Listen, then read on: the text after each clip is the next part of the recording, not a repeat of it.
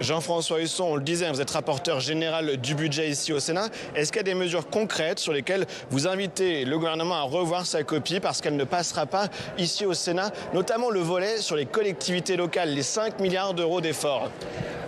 D'abord, sur les 5 milliards d'euros d'efforts, je ne vais pas trahir un secret. Nous l'avons évoqué rapidement hier en réunion avec le Premier ministre.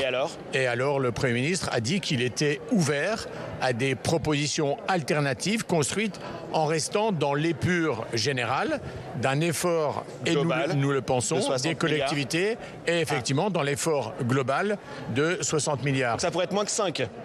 C'est pas forcément moins, c'est trouver, ça peut être moins, il faut des justifications, mais il y a un deuxième sujet que j'ai rappelé d'ailleurs au Premier ministre en lui disant nous mettrons l'accent, autant que faire se peut, sur la baisse de la dépense publique dès le 1er janvier 2025. Et donc nous ferons des propositions. Oui, justement, lesquelles? Est-ce que vous allez proposer davantage de suppression de postes de fonctionnaires? Qu'est-ce que vous pouvez proposer comme baisse de la dépense?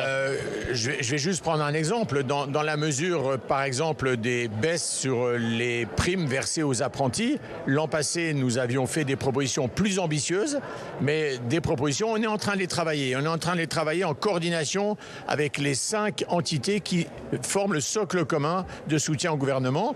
Donc, à chaque jour suffit sa peine.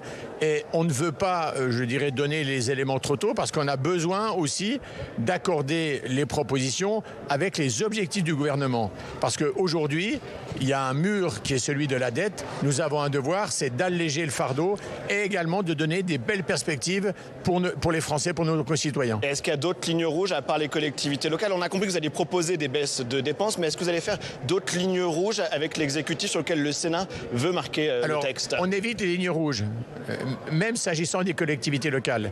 L'idée, c'est si vous arrivez dans une discussion, une négociation en mettant dès le premier abord des lignes rouges, dans les marqueurs, dirons-nous alors. Voilà, les marqueurs, c'est d'abord la valeur travail, c'est de faire en sorte qu'on ait un pays plus productif, qui participe au développement de l'économie. Donc il faut qu'on regarde, parce que je rappelle à nos concitoyens pourquoi on veut baisser la dépense publique, parce qu'on a en France le niveau de prélèvement obligatoire le plus élevé en Europe, 57% de la richesse nationale, et parce qu'on est également le pays de l'OCDE qui a le niveau le plus élevé de dépenses publiques.